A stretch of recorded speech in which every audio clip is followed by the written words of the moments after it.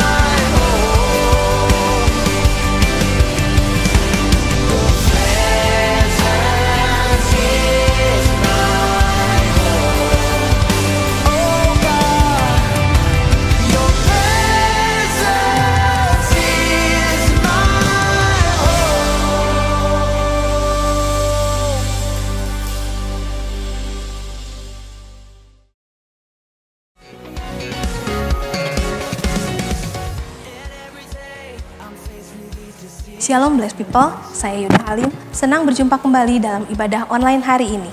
Saya percaya kita akan dikuatkan lebih lagi dalam pujian dan penyembahan kita hari ini. Tapi sebelumnya, mari kita bersama menyaksikan Warta Sepekan.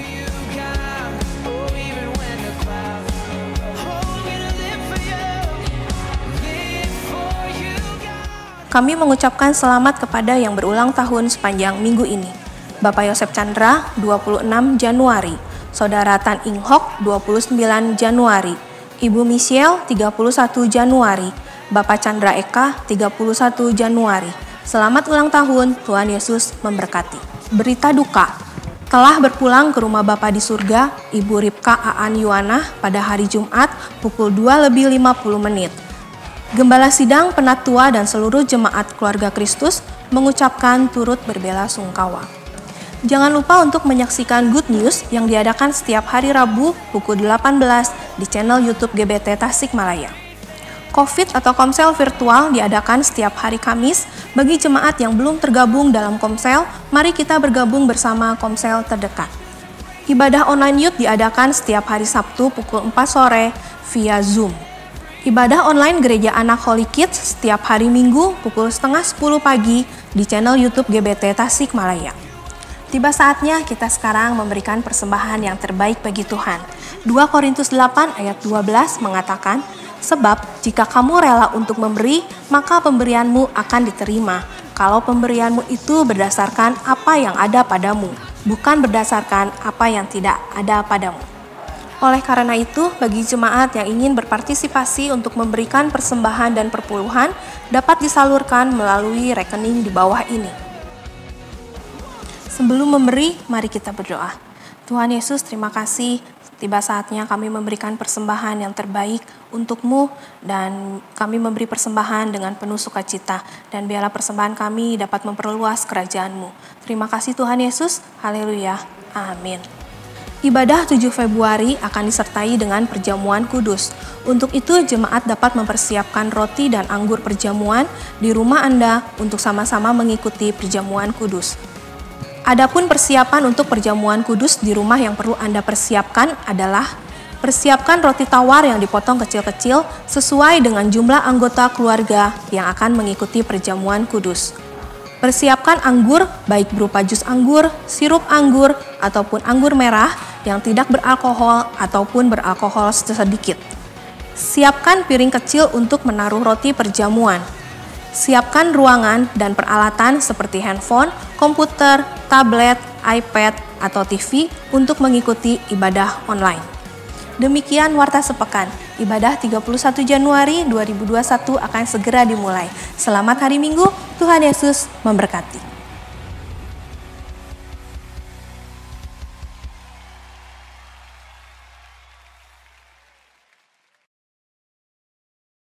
Puji nama Tuhan, Shalom Bapak Ibu Saudara, selamat pagi. Shalom. Bagaimana kabar hari ini? Pastikan dahsyat luar biasa, amin.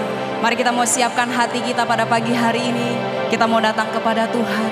Sama-sama kita mau menundukkan kepala kita mau berdoa. Kami bersyukur Tuhan buat kesempatan pagi hari ini. Kami masih diperkenankan untuk datang ke hadirat-Mu. Inilah setiap kami rindu menaikkan pujian penyembahan kami hanya untuk kemuliaan nama-Mu. Terima kasih Tuhan, terima kasih Kau yang hadir melawat setiap kami. Di dalam nama Tuhan Yesus, haleluya, amin. Mari kita mau siapkan hati kita lebih lagi, sebab Dia Tuhan yang setia. Terima kasih Tuhan.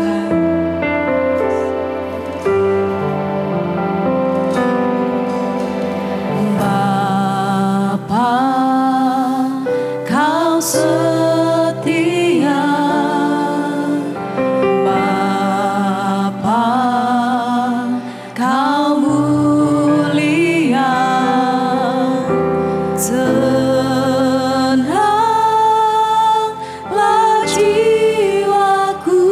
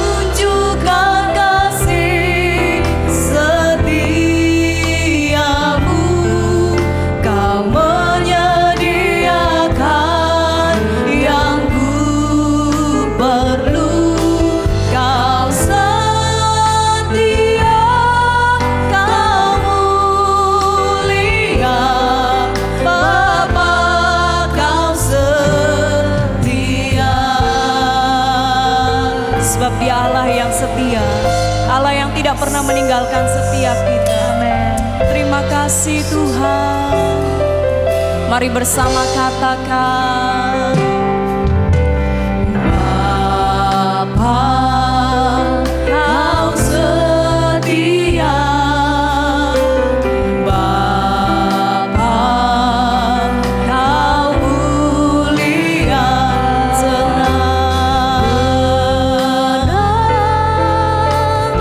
jiwaku, aman bersamamu.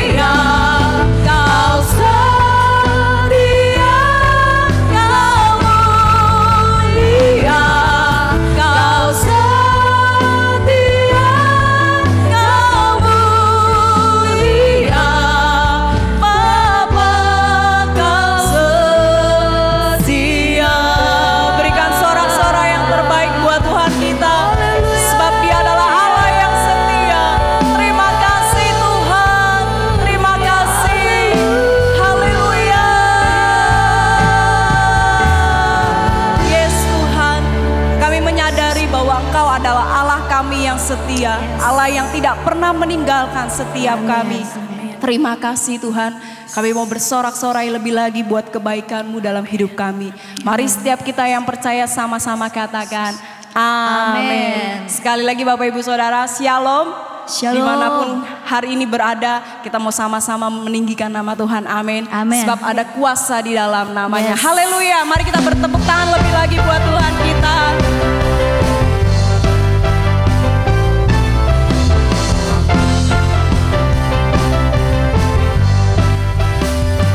Namanya Tuhanku, menara yang teguh, kota benteng perlindunganku.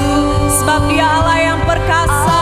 Yang perkasa, Amin Dia Tuhan. Bapa yang kekal, gunung batu keselamatanku. Sama-sama kita katakan, Engkau yang termulia di bumi di surga, termasyur perkasa selamanya. Engkau yang berkuasa di dalam segala hal, ada kuasa dalam nama Yesusku. mari kita mau bersorak-sorai lebih lagi. Terima kasih Tuhan. Haleluya.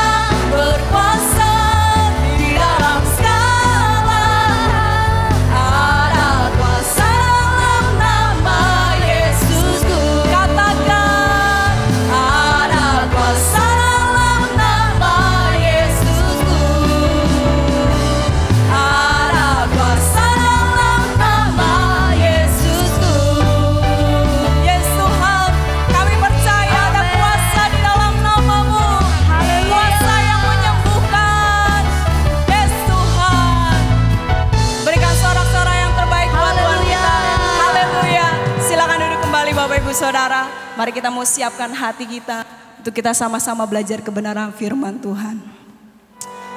Terima kasih Tuhan.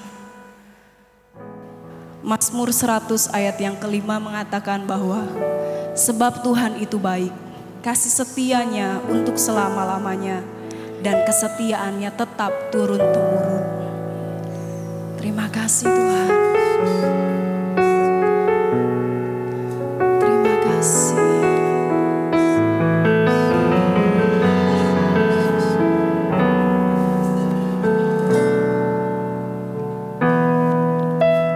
Saat ku melewati lembah kekelaman,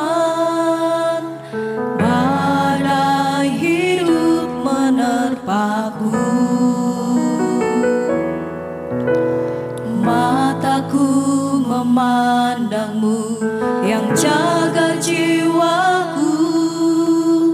Ku dapatkan pengharapan padamu, Yesusku. Ku sujud dan berseru, mengangkat tangan berserah padamu. Nyatakan kehendakmu, bukanlah kehendakku. Ku tahu kau selalu sertaku, tak pernah tinggalkanku. Yes, Tuhan. Terima kasih. Bersama-sama kita mau naikkan pujian ini kembali dan katakan, Saat ku melewati lembah kekelaman, badai hidup menerpaku. Mataku memandangmu yang jaga jiwaku. Ku dapatkan pengharapan padamu, Yesusku.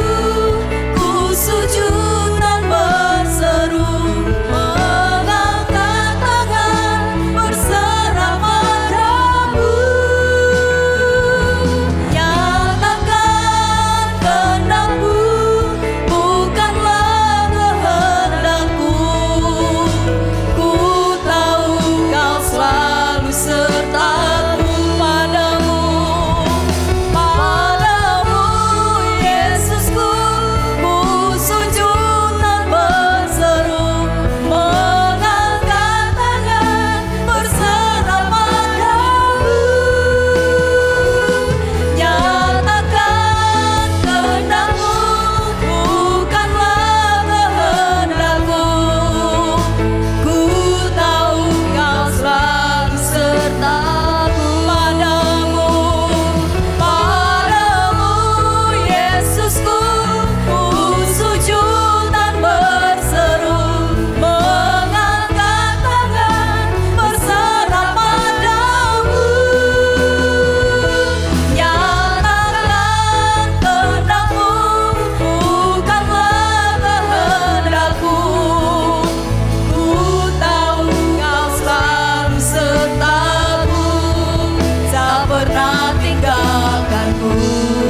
mari kita mau sama-sama bangkit berdiri dan katakan, Padamu, Yesusku. Ku sujud dan berseru, mengangkat tangan berserah padamu. Nyatakan bukanlah kehendakku. Ku tahu kau selalu sertaku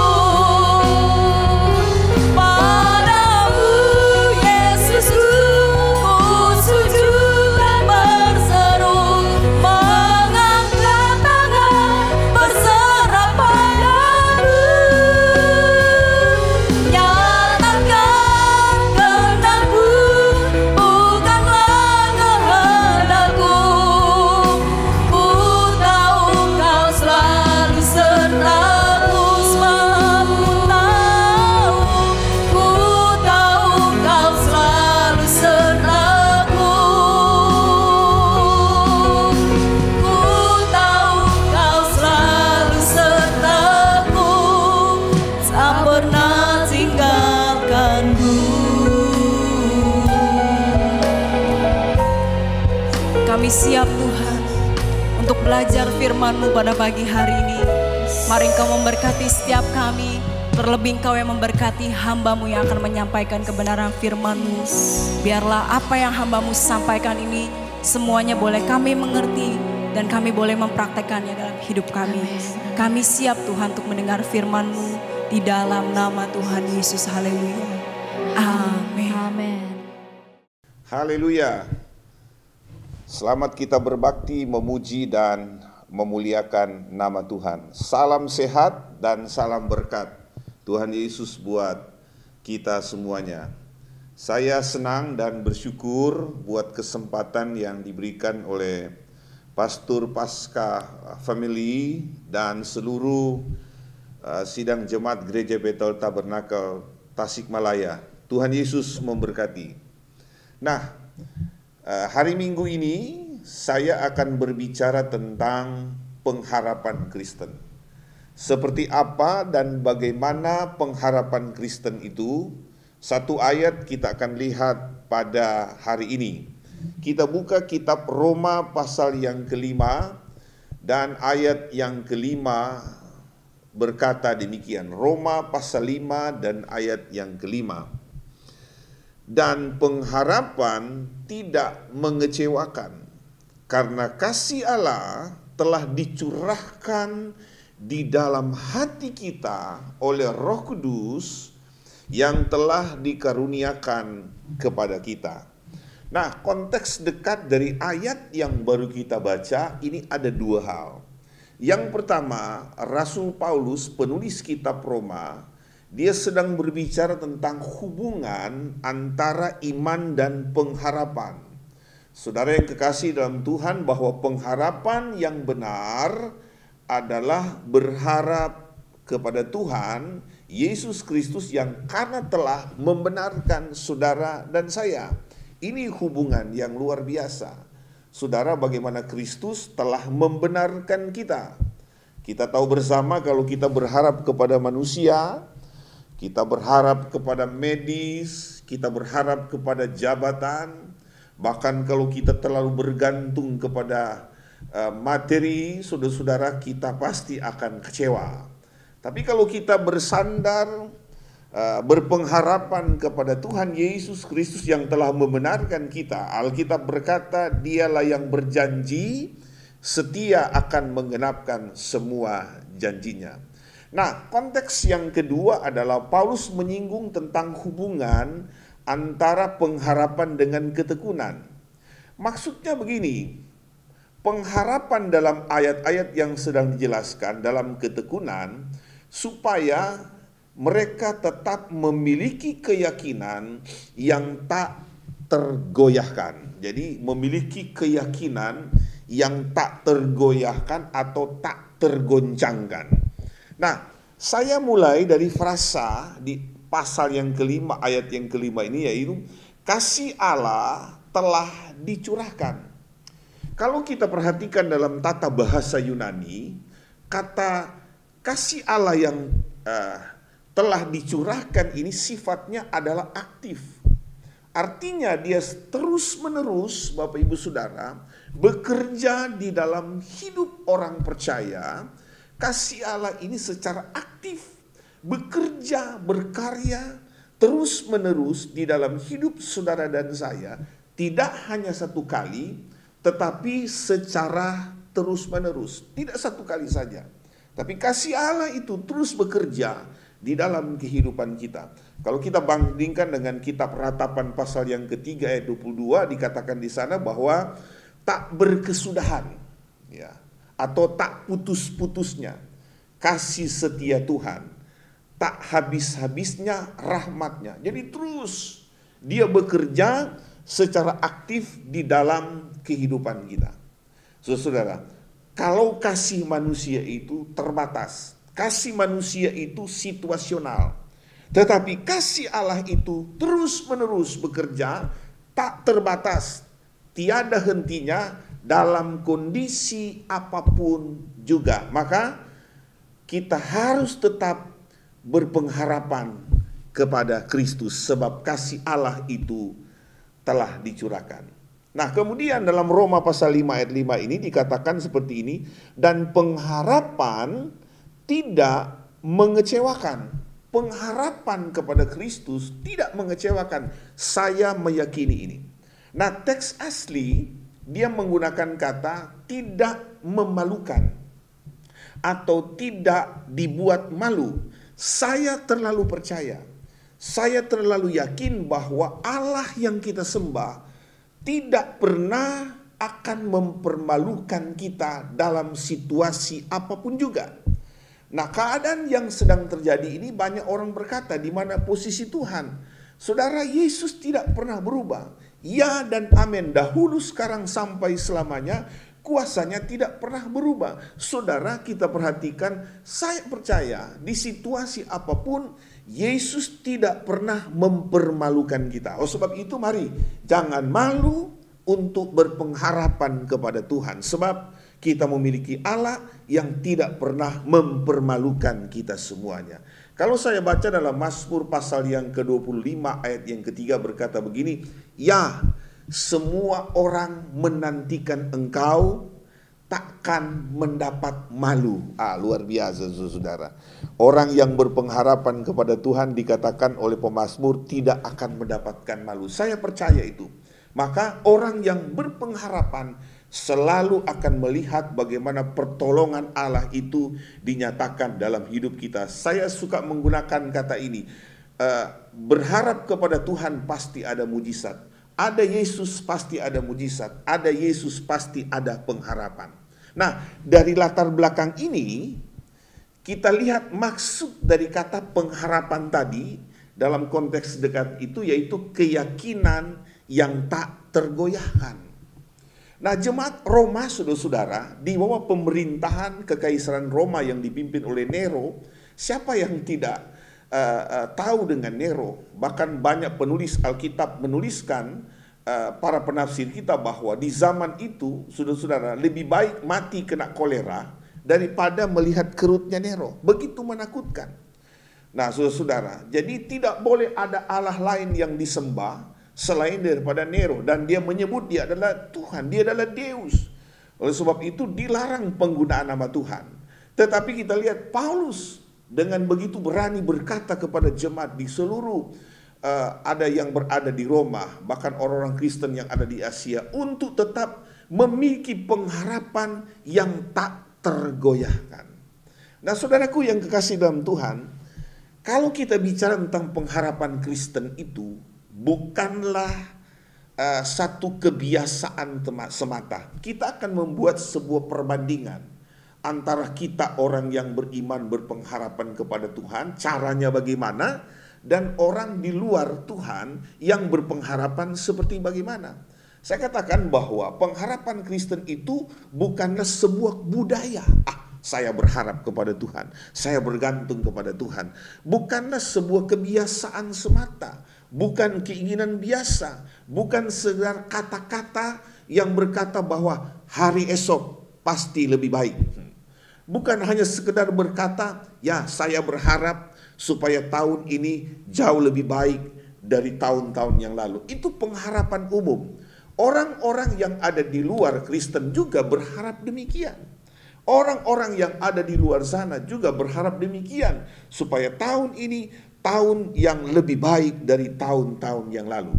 Tapi pengharapan Kristen itu harus jauh lebih berbeda pandangannya. Kenapa?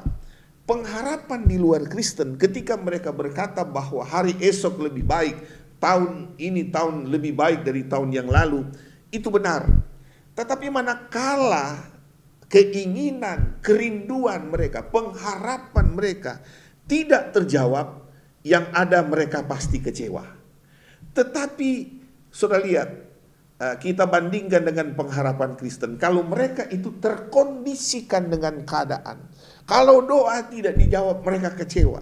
Tapi pengharapan Kristen, saudara, kita lihat dalam situasi apapun, saudara, dalam sengsara sekalipun, saudara, kita tetap memiliki pengharapan yang tidak tergoyahkan. Satu keyakinan bahwa berharap kepada Tuhan terus menerus, sebab kasih Allah sudah ada di dalam kehidupan kita.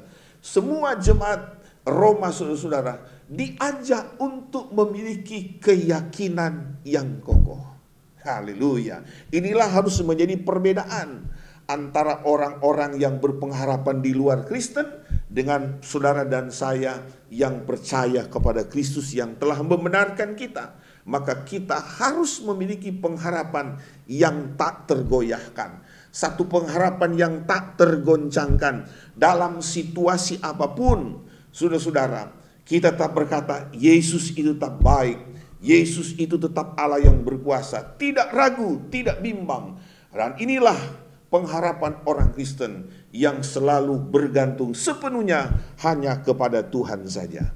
Saudara, puji Tuhan. Nah, saya akan memberikan contoh seorang penafsir dan kemudian kita lihat satu contoh tokoh dalam Alkitab bagaimana dia berpengharapan yang tak tergoyahkan di dalam Tuhan. Seorang penafsir yang berkata, Chesterton berkata, pengharapan itu jangan hanya pada waktu ada harapan. Tetapi pengharapan itu katanya ada harapan atau tidak harapan. Orang Kristen harus tetap berharap kepada Tuhan. Haleluya. Jadi kadang-kadang ketika kita menghadapi satu situasi yang sangat sulit, lalu kemudian orang saya berharap supaya Tuhan tolong saya. Nah, pengharapan bukan hanya dimunculkan di keadaan demikian. Tetapi pengharapan Kristen itu ada harapan atau tidak ada harapan. Setiap hari harus timbulkan pengharapan. Itulah Chesterton maksudkan dengan pengharapan yang tidak tergoyahkan. Saudara, terus menerus saudara dalam kehidupan kita semuanya untuk tetap berharap kepada Tuhan. Dalam kitab Daniel pasal 6 ayat yang ke-17, kita lihat Daniel pasal 6 ayat yang ke-17. Sesudah itu raja memberi perintah, lalu diambillah Daniel dan dilemparkan ke dalam gua singa. Berbicaralah raja kepada Daniel, Allahmu yang kau sembah dengan tekun, dialah kiranya yang melepaskan engkau. Daniel ketika dia berada di Babilonia berganti nama menjadi Belshazzar. Bukan Belshazzar tapi Belshazzar. Daniel seorang pemuda, dari sekian banyak pemuda, dia adalah keturunan bangsawan dari suku Yehuda, saudara. Dibawa, ditawan di Babilonia, saudara, di dalam pemerintahan Raja Nebukadnezar. Ini luar biasa. Daniel itu kemudian dididik dalam sekolah tinggi Babel. Lalu kemudian diganti namanya, saudara. Ini luar biasa. Dia hidup di 4 raja. Nebukadnezar, Belshazzar, Kores, dan Darius. Ini luar biasa. Kenapa? Karena Daniel ini memiliki pengetahuan yang sangat luar biasa. Sebab dia sudah sekolah tinggi di Babilonia. Sehingga, saudara, oleh Raja Nebukadnezar, dia mengangkat derajat daripada Daniel sampai kepada pemerintahan Darius. Satu waktu Darius mengangkat 120 raja. 120 raja untuk menjadi raja di bawah pemerintahan Madai dan Parsi. Sebab ketika Babilonia runtuh, dikuasai oleh kerajaan dari Persia dan menggabungkan Madai dan Parsi. Itu terkenal di Mesopotamia atau di timur sana, saudara-saudara. Lalu mengangkat 120 raja menguasai, menduduki tempat-tempat di mana dikuasai oleh Madai dan Parsi. Di atas 120 raja ada 3 perdana menteri yang mengawasi 120 raja. Salah satu dari ketiga itu adalah Daniel. Nah, melihat hal demikian, maka Kongres Babilonia dan Kongres Persia menggabungkan kekuatan untuk membuat undang-undang untuk menjatuhkan orang-orang Yahudi termasuk Daniel. Saudara, melihat situasi ini, saudara, maka bagi banyak orang bisa saja mereka goyah. Mungkin kita tidak sedang berhadapan dengan satu undang-undang yang menekan kita, ataupun kita tidak berhadapan dengan satu situasi negara yang mengintimidasi kita. Tetapi ini bahasa rohani dari satu tekanan yang sangat besar, dan dipertaruhkan adalah kematian. Virus ini kita tidak tahu, kita tidak bisa lihat, saudara-saudara. Tetapi mari jangan tergoyahkan, jangan tergoncang iman. Daniel, Alkitab berkata, saudara-saudara, dia ketika mendengar hal ini, dalam ayat 11 saudara baca hal ini, saudara. Daniel itu, dia seorang yang berpengharapan kepada Tuhan. Dia biasa berlutut berdoa kepada Tuhan. Di ayat yang ke-11 dikatakan, dia itu selalu berdoa kepada Tuhan. 1 hari 3 kali. Saudara, inilah kata Chesterton tadi. Ada harapan atau tidak harapan, orang Kristen harus tetap berpengharapan kepada Tuhan. Daniel, ada persoalan atau tidak ada persoalan, dia tetap berharap dan bergantung kepada Tuhan. Ini luar biasa. Ayat 24 kemudian jadi pengakuan raja. Dalam Daniel pasal yang ke-6 ini, ayat 24 disebutkan, lalu sangat sukacitalah raja, dan ia memberi perintah supaya Daniel ditarik dalam gua itu. Maka ditariklah Daniel dalam gua itu, dan tidak terdapat luka apa-apa padanya, karena ia percaya kepada Allahnya. Terjemahan lain adalah dia berharap kepada Tuhan. Iman Daniel tidak tergoncangkan. Saudara-saudara, situasi apapun tidak membuat Daniel itu goyah. Ini satu pelajaran yang baik bagi kita, saudara. Meskipun di lubang singa yang siap menerkam kapan saja, yang begitu ganas, hasil keputusan raja untuk menghukum Daniel dilemparkan ke gua singa. Saudara, situasi ini sangat-sangat membuat orang bisa saja berkata begini, Daniel, saya ini kan sudah berdoa 1 hari 3 kali. Saya ini rajin berbakti. Saya ini rajin terlibat di dalam berbagai macam pelayanan. Lalu kemudian dia merasa kecewa. Lalu kemudian dia merasa putus asa. Saudara-saudara, orang Kristen harus tetap memiliki sikap optimis. Saya percaya orang yang optimis pasti selalu ada jalan keluar. Di baliknya, orang yang pesimis selalu tertutup jalan. Daniel optimis. Dia ada persoalan atau tidak persoalan, dia tetap berharap kepada Tuhan. Gua singa, sebuah bayangan rohani dari satu keadaan. Bahkan suratan Petrus berkata bahwa singa itu adalah gambaran dari kuasa-kuasa kegelapan. Iblis itu berkeliling mencari mangsa. Saudara-saudara, akhir zaman ini kita tidak tahu keadaannya seperti apa. Tapi mari, Yesus pernah berkata bahwa seperti ini, jika anak manusia datang, dapatkah dia menemukan iman di bumi? Maka mari sebagai orang yang percaya, yang sudah dibenarkan, terus aktif berpengharapan kepada Tuhan. Saudara-saudara, jangan tergoyahkan dengan keadaan apapun. Akhirnya, saudara-saudaraku yang kekasih, jemaat gereja Bethel Tabernakel yang ada di Tasik, saudara, keadaan dunia ini dapat membuat iman seseorang goyah. Di sana sini saudara-saudara terjadi kabar yang sangat menggemparkan, membingungkan. Bahkan tidak sedikit banyak orang Kristen sudah mulai goyah. Hari ini, saudara-saudara, Tuhan berbicara bagi kita semuanya. Mari berdiri tegak, jangan goyah, jangan mau digoncangkan dengan apapun. Dalam situasi apapun, mari tetap berpengharapan kepada Tuhan. Sebab berharap kepada Tuhan pasti tidak mengecewakan. Tapi kalau berharap kepada manusia, saudara, kita sudah tahu bersama, pasti akan sangat mengecewakan. Saudara, mari terus, jangan pernah berhenti berharap kepada Tuhan. Selalu akan ada jalan. Kalaupun jalan tertutup, pasti selalu ada jalan terbuka bagi orang yang selalu berharap kepada Tuhan. Puji Tuhan, Tuhan Yesus memberkati kita semuanya. Saya meyakini Tuhan pasti tidak akan mempermalukan kita semuanya. Ayo bangkit, ayo raih kesuksesan. Kasih Allah itu sudah dicurahkan. Ayo bangkitkan imanmu, ayo bangkitkan pengharapanmu. Sebab Tuhan selalu datang menghampiri kita, untuk menolong bagi orang yang berpengharapan. Mari kita berdoa bersama-sama. Saudara tundukkan kepala, saya berdoa. Bapa di dalam surga, dalam nama Yesus, hari ini kami tidak menunggu hari esok, tapi hari ini kami mengambil satu keputusan seperti jemaat Roma, seperti Daniel. Mereka menunjukkan sikap iman yang luar biasa, tak tergoyahkan, tak tergoncangkan. Kalau orang lain bisa goyah, kalau orang lain bisa goncang, hari ini kami ambil kesempatan, kami ambil keputusan untuk tetap berpengharapan kepada Tuhan.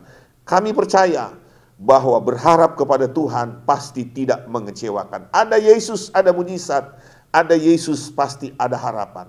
Mari jemaat yang ada di Gereja Bethel Tabernakel Tasik, bangun, bangkitkan imanmu, tetap tegak berdiri. Saya percaya Tuhan pasti akan menolong kita semuanya. Segala puji hormat bagi Tuhan saja. Hamba berdoa buat pekerjaan Tuhan yang ada di Gereja Bethel Tabernakel di Tasikmalaya. Tuhan memberkati Gembala, Pastor Pasca Family, pengurus-pengurus yang ada, seluruh sidang jemaat Tuhan. Mulai dari anak-anak yang masih bayi, anak sekolah minggu, remaja, pemuda, orang-orang dewasa sampai orang-orang tua. Di tengah situasi krisis yang sedang terjadi ini, hamba berdoa Tuhan pelihara mereka, lawat mereka Tuhan. Tuhan senantiasa memproteksi mereka, melindungi mereka, memberkati mereka, ekonomi mereka, kesehatan mereka, dagangan mereka, usaha mereka, perjalanan mereka dilindungi dan diberkati oleh Tuhan. Terima kasih banyak Tuhan. Kami percaya Gereja Bethel Tabernakel Tasik selalu di dalam kemuliaan Tuhan. Berdoa buat pemerintahan negara kami, dari presiden, seluruh menteri yang ada.